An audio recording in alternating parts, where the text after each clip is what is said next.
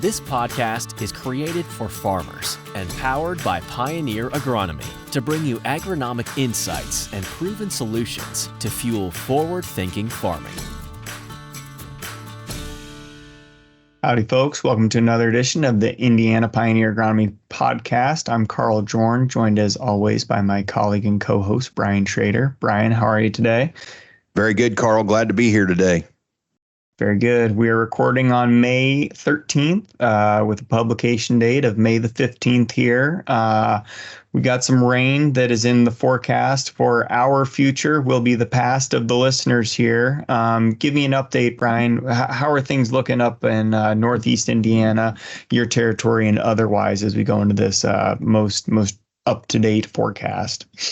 Sure. The eastern third of Indiana, what I will say is that there is a very clear line north to south in the geography that both I cover and that I'm a part of here on the eastern side of Indiana. That line is probably somewhere right around State Road 26. As you move south of 26 in the geography that I'm a part of, planting progress is getting very close to being complete, both in terms of corn and soybeans.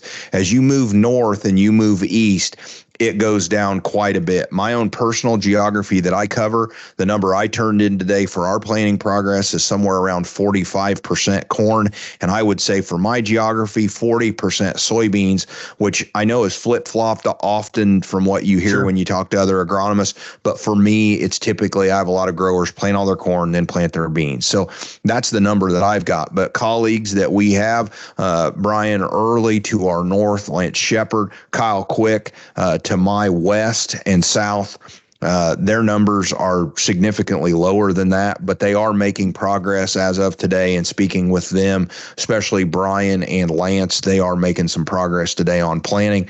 But as you said, we've got that forecast coming for potential rain Wednesday. They could take a little bit of air out of our sails, unfortunately. Yep, that's fair. Similar story here west of you.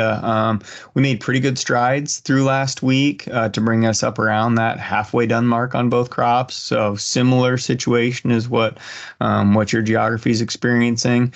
There's a little bit of trepidation as you look at this week's forecast and where we're at on the calendar. Questions are being raised about, do I need to amend my plan? Should I feel good about where I'm at, given the progress we've made? I know folks are going to really keep the pedal down until the rain is not just hitting the windshield, but that we get rained out here this evening.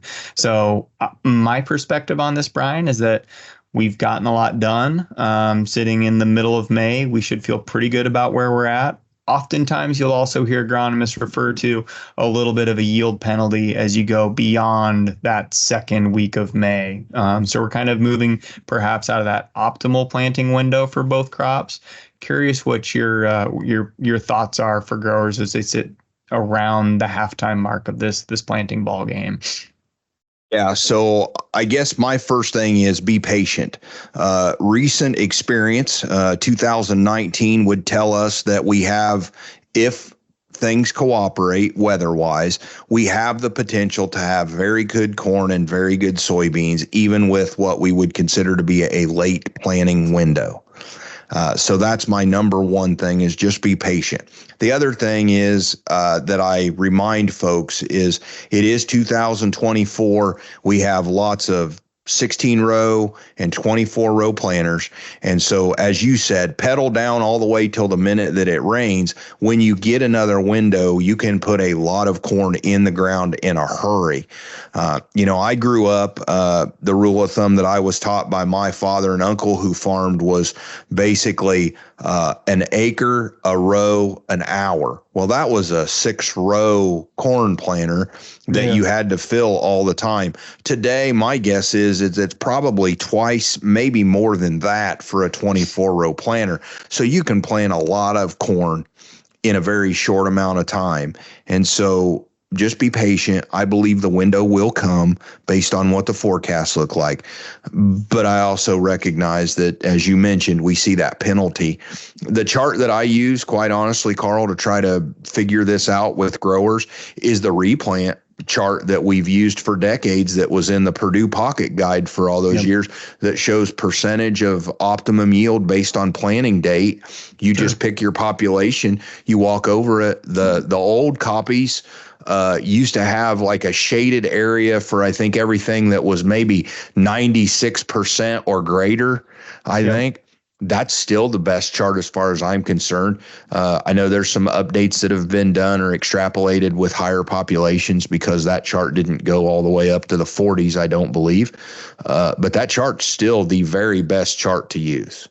And there you have it, Brian Shrader. A little bit higher maybe in your camera. Oh, here, for everybody who's watching. There we go. That's the chart. For the folks at home. Yep. Perfect. You're speaking from memory. You got that gray shaded out box. And if I remember right, that's Emerson Nafziger's work. That's right. Many moons ago. So that's right. To your point, there's the optimal planting window, but it's when you think about the optimum, it's about yield potential. It's not realized yield, right? And that's the difference, is that if you don't get the weather to come together at pollination and you don't have the moisture at grain fill, that's all yield potential. And that's based off of work that was done 30 years ago. And so if you think about it, we're probably due for, an update for some of those charts, and how much has genetics changed over time, where you have that intersection of planting date by yield potential, and has it shifted a whole lot? Who knows? We've made a lot of improvements to corn over the last 30 years, but how does that all come together? But that's what it takes. Good extension work to be able to find out. Maybe that's something we can bend Dan Quinn's ear on come next week if you and I have the memory to do so. Yeah. The other thing too that you've got to think about when you're talking about delayed planting, and I'm purposely using delayed, not late. And I mean that very sincerely. That's not a joke. One of the things that you have to think about is growing degree accumulation.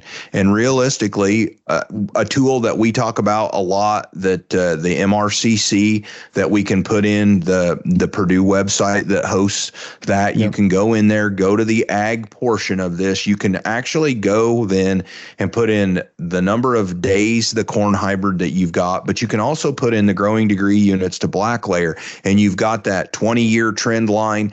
You can compare it to other years that you're familiar with. 19 is a very common one that we're doing right now.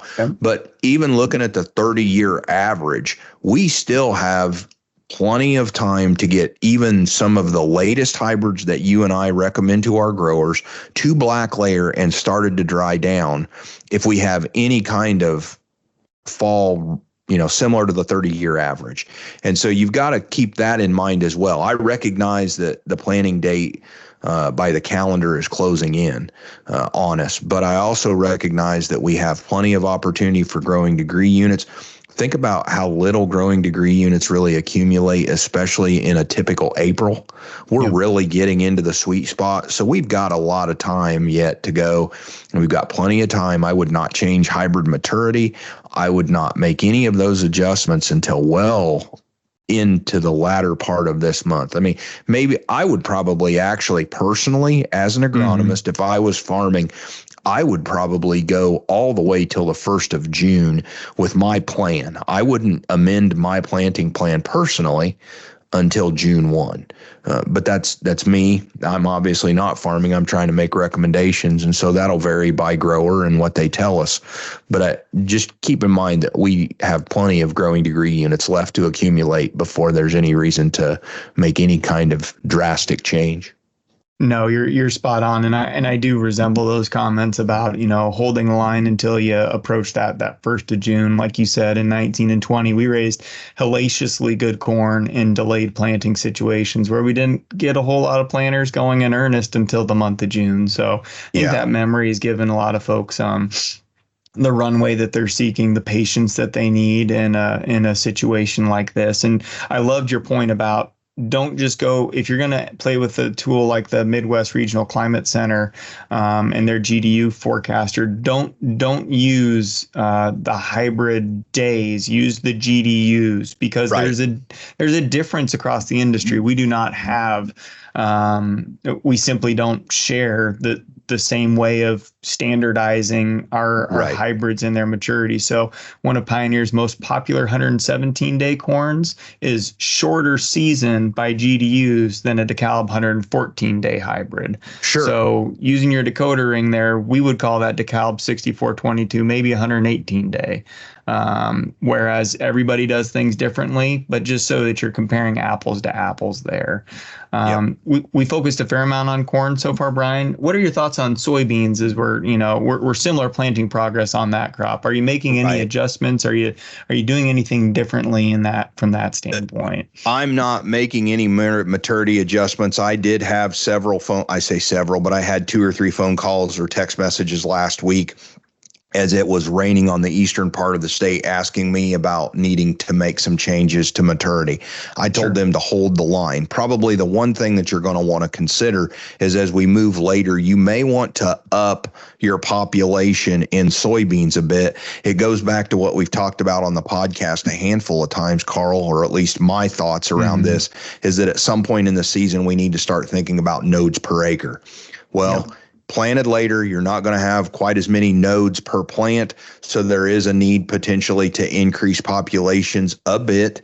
And, you probably ask you and I and Ben, you're probably going to get 3 different opinions on how much to increase that.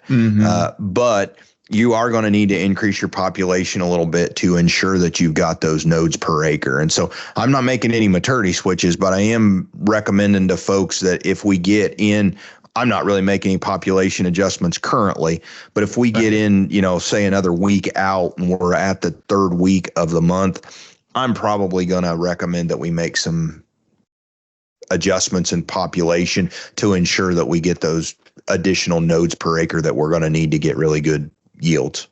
Yeah, the rule of thumb for a while has been, after the 1st of June, 10% increase in your seeding rate should help you achieve those nodes per acre. An additional thought, I'm in the same stride as you here, Brian. Don't make any changes to your soybean plan. If anything, it heightens the sense of urgency. If you were attempting to do early beans early, well, we're getting out of that early part of the planting window. So if you chose maybe an unnaturally early soybean variety, the more quickly, the more timely that gets in the ground, the greater the benefit's going to be. If we decide to shift that to the back of the shed and we finish up with that, know that you're going to stand to lose that potential yield benefit that you have there. So just it's no different than anything else, right? Everything needs to get done right now at this time of year. That needs to get done on the first order, because it's going to have the maximum benefit now, and it's going to kind of continue to depreciate as we let time go on.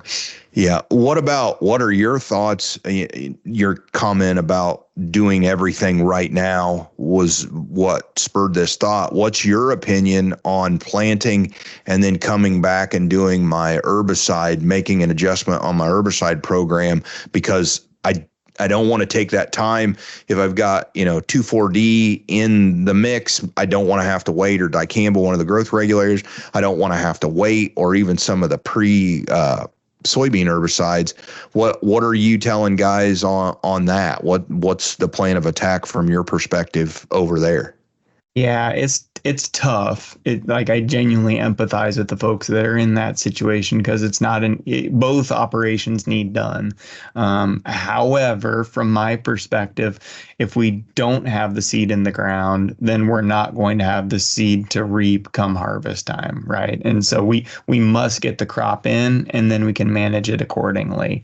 That being said, we're at a tough spot right now. Like last year, we got bit plenty of times with the sprayer chasing the planter, where all of a sudden we got rained out, planter operation finished in the field, sprayer didn't.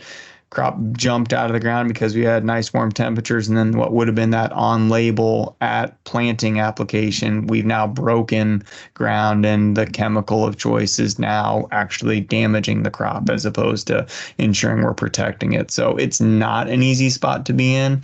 If we were having this conversation 2 weeks ago, I'd maybe say let the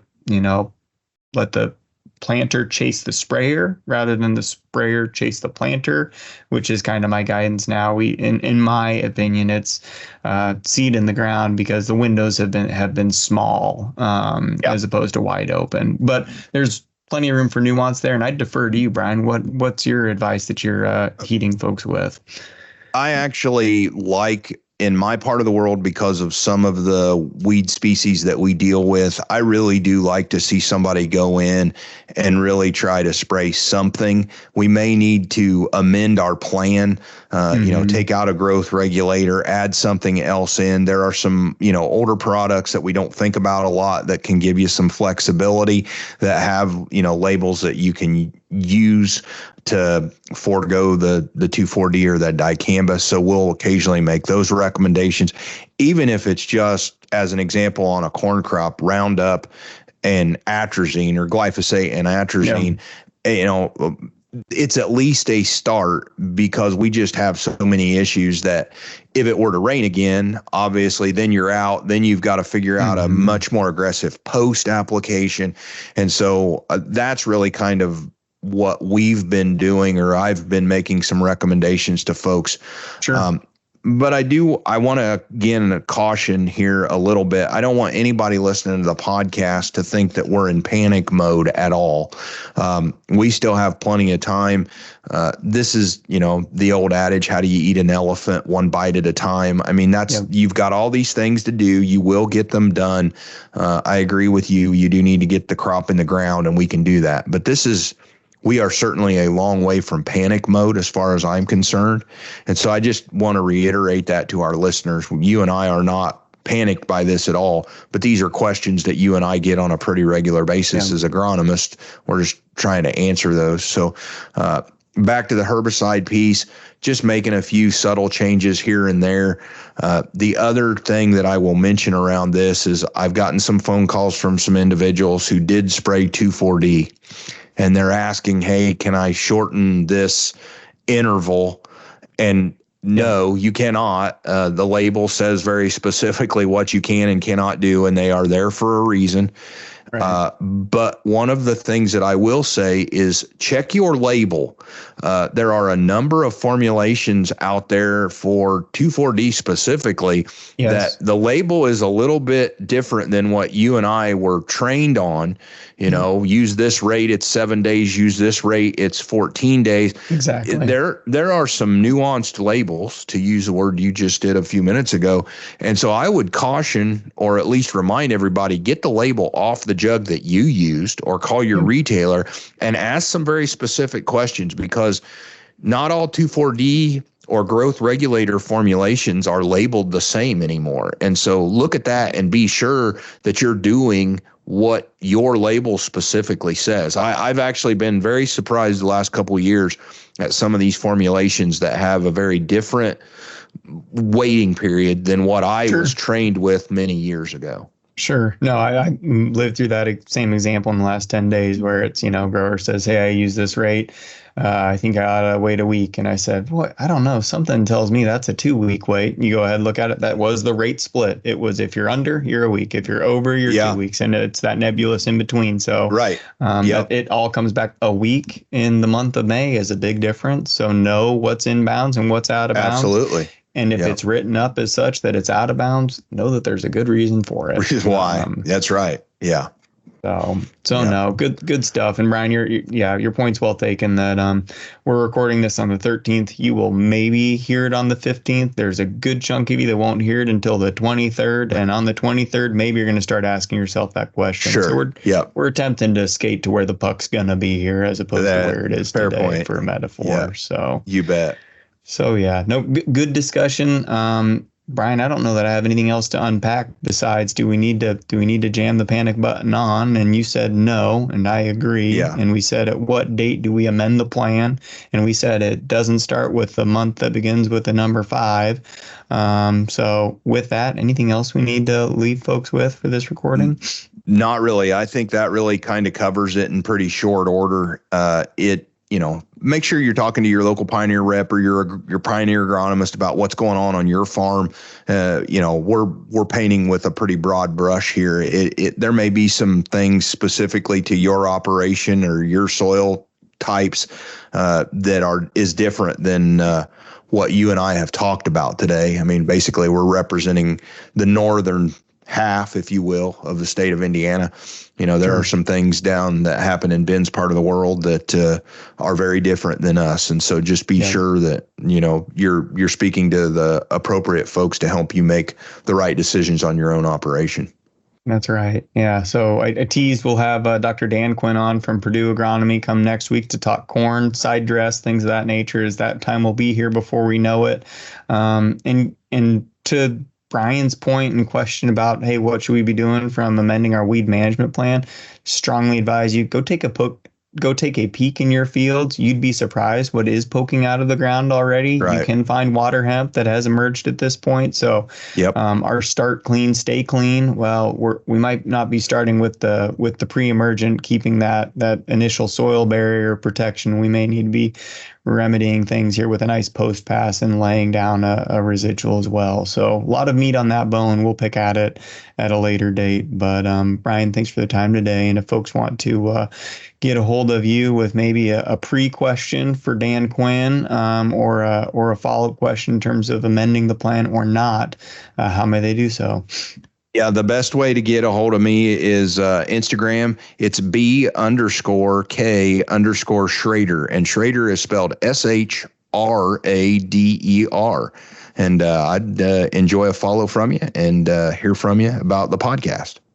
Very good. Thanks, Brian. And if you want to do the same deal on X, that's at Joern, CJOERN, or on Facebook at Joern Agronomy. And like Brian said, we welcome feedback. If you do us a solid by subscribing, rating, and reviewing our work here, we greatly appreciate that, as it's your listenership that allows us to embark in this endeavor. And we're grateful for that opportunity and your support. So with that, be safe, and we'll see you down the road. Thank you for listening to this episode from the Pioneer Agronomy team. Be sure to visit pioneer.com/podcasts to access additional episodes and learn more about our extensive on-farm data and innovative digital tools that are fueling forward-thinking farming.